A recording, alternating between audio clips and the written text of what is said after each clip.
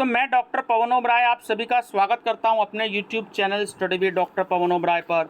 तो इस वीडियो में मैं आपसे डिस्कस करूंगा सीसीएस यूनिवर्सिटी मेरठ का 2023 का क्वेश्चन पेपर।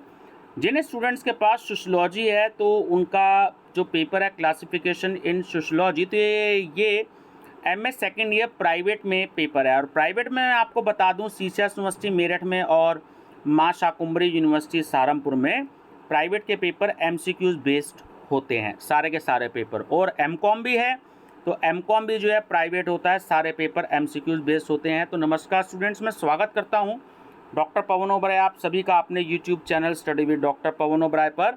तो आप सभी सबसे पहले मेरा चैनल सब्सक्राइब करें study with doctor Pawan Oberoi, और उसके बाद MA second year 16 paper sociology नाम की प्लेलिस्ट मैंने बना रखी है। उसमें 2021 के पेपर हैं, 2022 के पेपर हैं और 2023 के पेपर हैं। तो मैंने अपलोड करना शुरू कर दिया है कुछ क्वेश्चन पेपर, सभी की मैं बुकलेट्स अपलोड करता रहूँगा।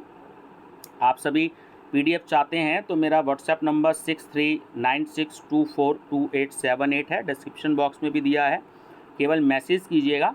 तीनों ईयर के आपको पेपर चाहिए तो आप 210 रुपये डिपॉजिट करा करके गूगल पे, फ़ोनपे, पेटीएम से, तो आपको 2021 के पेपर, 2022 के पेपर, 2023 के पेपर वो आपको अवेलेबल हो जाएंगे।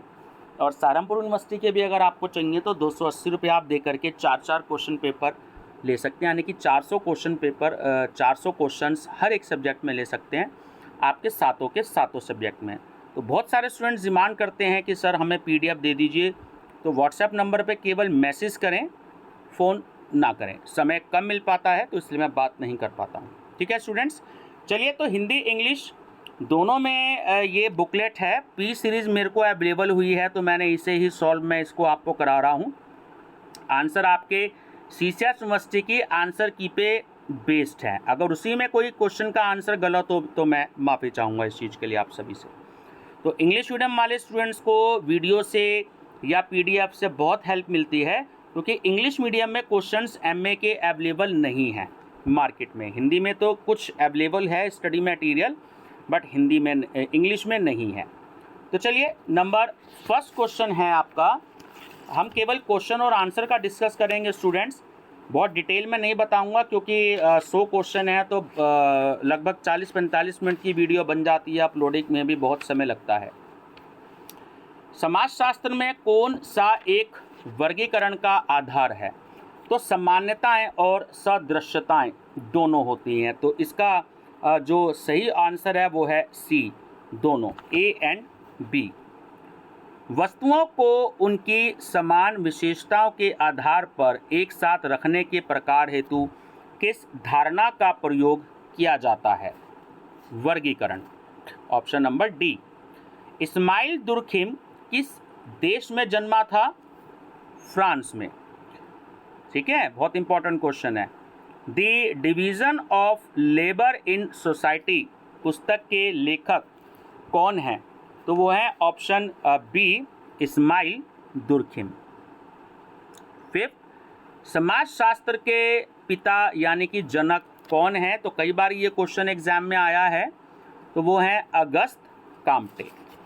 काम्टे द्वारा समाजशास्त्र के लिए सर्वप्रथम कौन सा शब्द प्रयोग किया गया था? बहुत इंपॉर्टेंट क्वेश्चन है, तो वो है आपका सामाजिक भौतिकी, सोशल फिजिक्स। समाजशास्त्र शब्द का सर्वप्रथम प्रयोग किस वर्ष किया गया था? तो 1838 में किया गया था। ऑप्शन ए करेक्ट है। समाजशास्त्र किस प्रकार का विज्ञान है? तो ये एक सामाजिक विज्ञान है। कौन सा काम्टे के विज्ञानों के वर्गीकरण का एक आधार है? तो निर्भरता का वृद्धि क्रम भी है, घटती हुई सामान्यता भी है और बढ़ती हुई जटिलता भी है। तो डी इसका राइट ऑप्शन है, उपयुक्त सभी। काम्टे के अनुसार कौन सा विषय सभी अन्य विज्ञानों पर निर्भर हैं? समाजशास्त्र। काम्टे के अनुसार कौन सा सबसे अधिक जटिल विज्ञान है? समाजशास्त्र। इस्माइल दुर्खिम के अनुसार समाजों के वर्गीकरण का क्या आधार है? सामाजिक एकता। समाज शास्त्र में प्रत्यक्षवाद को किसने प्रतिपादित किया है? अगस्त काम्टे ने। स्टूडेंट ध्यान रखिएगा, केवल रिवीजन पर्पज से वीडियो बना रहा हूँ, इसलिए क्वेश्चन और आंसर ही मैं आपसे डिस्कस कर रहा हूँ। ज़्यादा डिटेल में मैं ऑप्शन नहीं पढ़ रहा हूँ क्योंकि बहुत लेंदी वीडियो हो जाएगी, 1.5-2 घंटे की। तो आप 30-35 मिनट की वीडियो में अपना रिवीजन कर सकते हैं। अगस्त काम्टे द्वारा कौन सा सिद्धांत प्रतिपादित किया गया है? तो वह है 3 स्तरों का नियम, लॉ ऑफ 3 स्टेजेस। किसका मत है कि समाज मानसिक रूप से 3 स्तरों में विकसित होता है? अगस्त काम्टे ने। काम्टे के समाजों के वर्गीकरण का आधार क्या है? तो वो है बौद्धिक विकास। काम्टे ने किस पुस्तक में 3 स्तरों का नियम प्रतिपादित किया है? तो वो है the course of positive philosophy.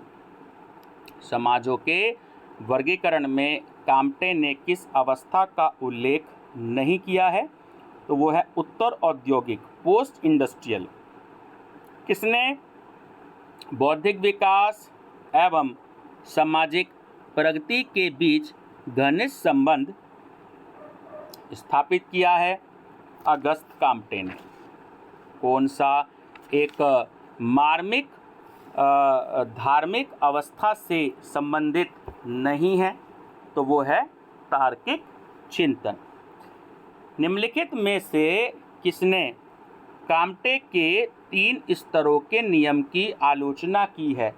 तो थियोडोर एबल, लुइस कॉजर और जोनाथन टर्नर, तीनों ने की है। तो डी इसका राइट ऑप्शन है, उपयुक्त सभी। काम्टे का तात्विक स्तर किस अन्य नाम से भी जाना जाता है? अमूर्त। किस अवस्था या स्तर में सभी सैद्धांतिक धारणाएं चाहे सामान्य हो या विशिष्ट अलौकिक प्रभाव रखती हैं? धार्मिक। कौन सी धार्मिक अवस्था स्तर की विशेषता है? तो देवी देवताओं पर विश्वास भी हो सकता है, पुजारियों का प्रभुत्व भी हो सकता है और सैनिकों द्वारा शासित भी हो सकता है। तो डी राइट ऑप्शन है, उपयुक्त सभी। किस वर्ष के बाद विश्व ने प्रत्यक्षवादी स्तर में प्रवेश किया था? तो वो था 1800। समाजों के विकास के किस स्तर में अवलोकन कल्पना पर प्रबल हो जाता है? तो वो है प्रत्यक्षवादी। ऑप्शन सी करेक्ट है। किसने कहा है कि काम्टे को सामाजिक सोच या चिंतन के उदय का रास्ता खोलने का श्रेय दिया जाना चाहिए? E.S. बोगार्ड्स ने। प्रत्यक्षवादी स्तर में व्याख्याओं का आधार निम्नलिखित में से किस पर आधारित है? वैज्ञानिक चिंतन पर। वैज्ञानिक नियमों की खोज में निम्नलिखित में से कौन सा सहायक है? तो प्रयोग भी है, अवलोकन भी है और तर्क भी है। तो डी राइट ऑप्शन है, उपयुक्त सभी। काम्टे के अनुसार सैनिक समाज विकास के किस स्तर का प्रतिनिधित्व करता है? तो वो धार्मिक स्तर का करता है। किसने समाजशास्त्र को सभी विज्ञानों की रानी कहा है? अगस्त काम्टे ने। सोशियोलॉजी शब्द की उत्पत्ति किन 2 भाषाओं से हुई है? तो एक लैटिन भाषा से और एक ग्रीक भाषा से। डी ऑप्शन राइट है। किसने कहा है कि समाजशास्त्र 2 भाषाओं की दोगली संतान है? रॉबर्ट बीरस्टीड ने। किसने कहा है कि समाज सामाजिक संबंधों का जाल है? मैकाइवर एवं पेज ने। किसने कहा है कि समाज संघर्ष द्वारा कटा हुआ सहयोग है? ये भी मैकाइवर एवं पेज ने कहा है। निम्नलिखित में से किसने समाजों का द्वैत वर्गीकरण प्रतिपादित किया है? तो टॉनिस, दुर्खिम और स्पेंसर तीनों ने किया है। तो डी राइट ऑप्शन है उपयुक्त सभी। किसने आधुनिक कानूनी मानवशास्त्र, कानूनी इतिहास एवं कानून के समाजशास्त्र के अग्रदूतों में से एक माना जाता है? वो हेनरी मैन को। किसने समाजों को परिस्थिति एवं अनुबंध में विभाजित किया है? हेनरी मैन ने। फ्रॉम स्टेटस टू कॉन्ट्रैक्ट पुस्तक का लेखक कौन है? Henry man. कार्ल पॉपर के अनुसार कौन खुले समाज का शत्रु है? तो प्लेटो, हीगल और मार्क्स तीनों। तो डी राइट ऑप्शन है उपयुक्त सभी। हेनरी मैन के अनुसार किस समाज में व्यक्ति पारंपरिक समूहों के साथ परिस्थिति से कसकर बंधे हुए होते हैं? प्राचीन। हेनरी मैन ने आधुनिक समाज में व्यक्तियों को निम्नलिखित में से किस रूप में देखा है? तो स्वायत्त एजेंट के रूप में भी, अनुबंध करने हेतु स्वतंत्र भी और समितियों के निर्माण हेतु स्वतंत्र भी। तो डी राइट ऑप्शन है उपयुक्त सभी। किस समाज में व्यक्तियों को पितृसत्ता के भीतर एक निश्चित स्थान दिया गया था तथा वे अपनी व्यक्तिगत पहचान के विपरीत अपने परिवार का प्रतिनिधित्व करते थे? प्राचीन। सर हेनरी मैन की जीवन अवधि क्या थी? 1822 से 1888 तक।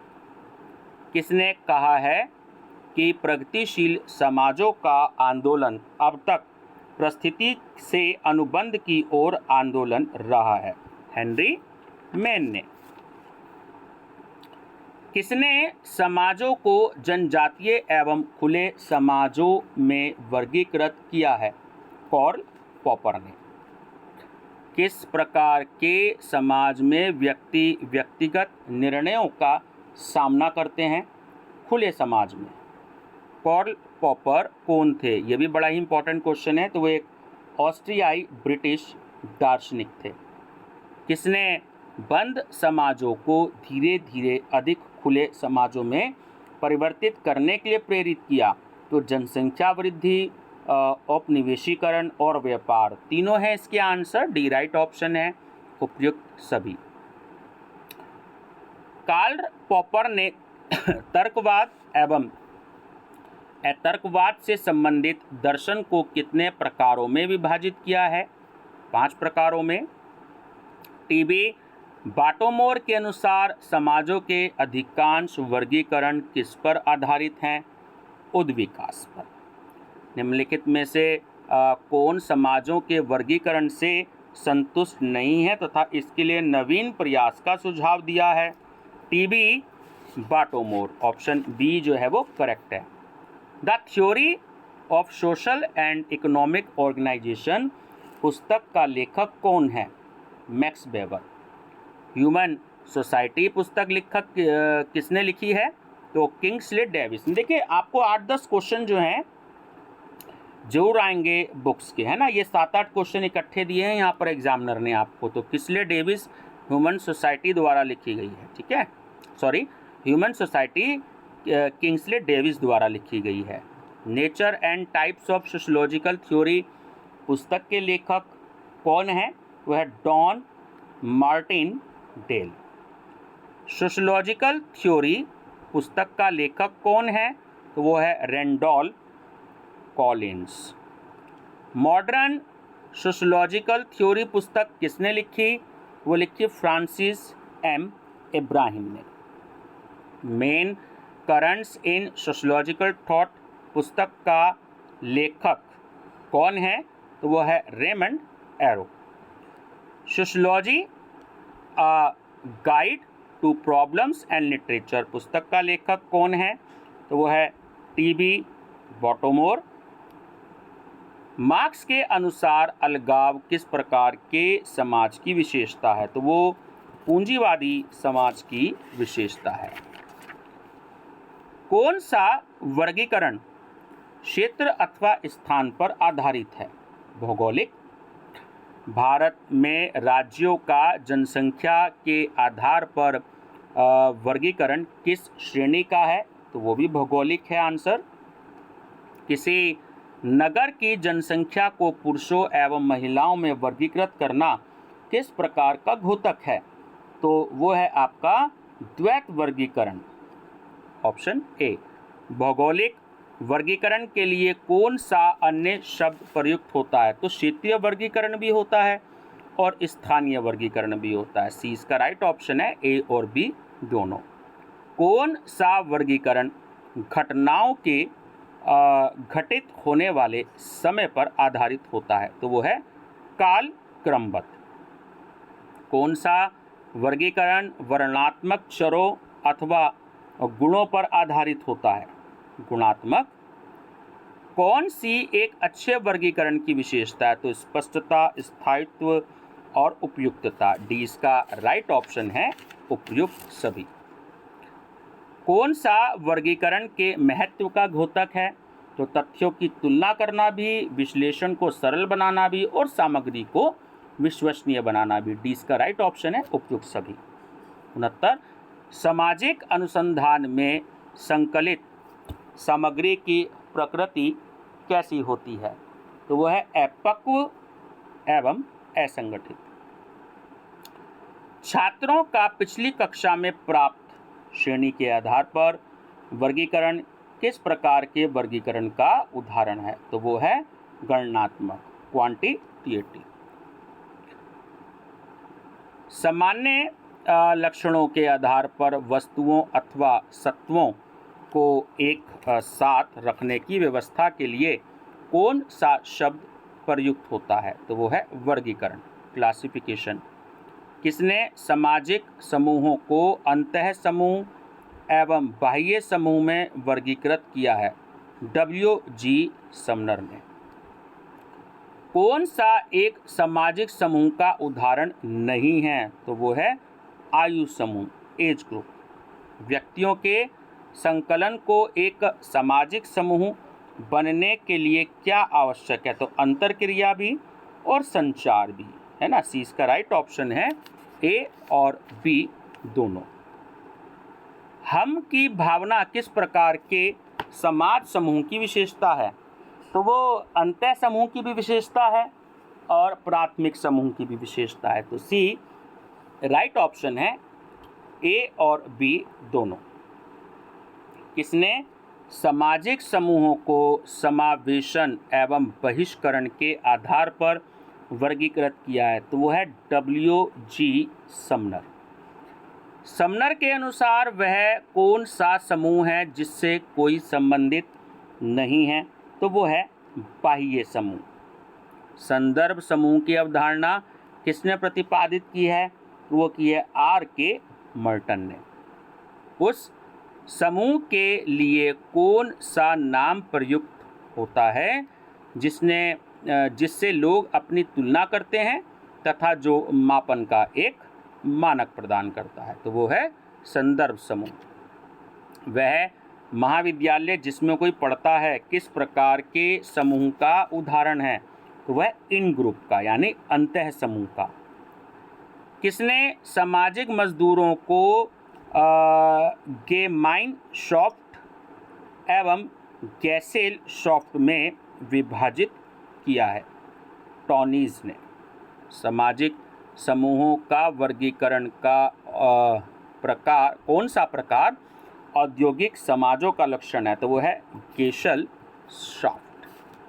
कौन सा एक गेमाइनशॉफ्ट का लक्षण नहीं है? तो वो है श्रम विभाजन, डिवीजन ऑफ लेबर। कौन सा एक गेमाइनशॉफ्ट का उदाहरण है? तो ग्रामीण पड़ोस, परिवार और जनजाति। तो डी इसका राइट ऑप्शन है, उपयुक्त सभी। किस सामाजिक समूह में व्यक्तियों के बीच अवैयक्तिक रूप से संबंधित समितियों की विशेषता वाला एक तर्क संगत रूप से विकसित यांत्रिक प्रकार का सामाजिक संबंध होता है? तो ये है आपका गेसेलशॉफ्ट। देखिए थोड़े से टिपिकल क्वेश्चन हैं यहाँ पर जो इन्होंने 5-6 दिए, आप बहुत अच्छे से इस टॉपिक की स्टडी कर लीजिएगा।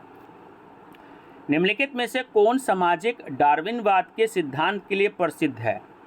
हर्बर्ट स्पेंसर, किसने समाजों को सैनिक एवं औद्योगिक में वर्गीकृत किया है? वो भी हर्बर्ट स्पेंसर ने ही किया है। कौन सी एक सैनिक समाज की विशेषता है? तो ये है आपका संस्तरण के संबंध और आज्ञाकारिता के संबंध। सी राइट ऑप्शन है, ए और बी दोनों। मार्क्स के अनुसार आधुनिक पूंजीवादी समाजों में कौन कौन से वर्ग प्रमुख होते हैं? तो एक पूंजीपति भी होता है, एक सर्वहारा भी होता है। तो सी राइट ऑप्शन है, ए और बी दोनों। किसने कहा है कि धर्म जनता की अफीम है? ये कहा है कार्ल मार्क्स ने। 91, मार्क्स के अनुसार जातीय समाज किस प्रकार के समाज का उदाहरण है? तो वो है आदिम समाज। मार्क्स के अनुसार कौन सा एक एशियाई समाज का उदाहरण नहीं है? यूनान, ये एशिया में नहीं आता है, ध्यान रखिएगा। कौन से समाज यांत्रिक एकता द्वारा परिलक्षित होते हैं? आदिम समाज। कौन सा यांत्रिक एकता का आधार है? लोगों में समानता, ऑप्शन बी। दुर्खिम के अनुसार कौन सी आधुनिक समाज की एक विशेषता है? तो वो सावयविक एकता, श्रम विभाजन और अन्योन्याश्रितता। डी इसका राइट ऑप्शन है, उपयुक्त सभी। दमनकारी कानून किस प्रकार के समाज में पाया जाता है? आदिम में। किसने आदिम समाजों के संदर्भ में सामूहिक चेतना की अवधारणा प्रतिपादित की है? ये की है इस्माइल दुर्खिम ने। कौन से समाज जनसंख्या के सापेक्षिक घनत्व की उच्च दर प्रदर्शित करते हैं? तो आधुनिक एवं विकसित। किसने सामाजिक प्रकारों के वर्गीकरण के नियम प्रतिपादित किए हैं? तो वो है इस्माइल दुर्खिम। और लास्ट क्वेश्चन है, मार्क्स के अनुसार घुमक्कड़ों का झुंड किस प्रकार के समाज का उदाहरण है? तो वो है एक सरल समाज, सिंपल सोसाइटी। तो स्टूडेंट्स, एडवाइस मैं यही देना चाहूँगा कि पेपर थोड़ा सा टिपिकल है। बीच बीच में जो कुछ क्वेश्चंस हैं लगभग 40 के आसपास, तो वो थोड़े से टिपिकल हैं।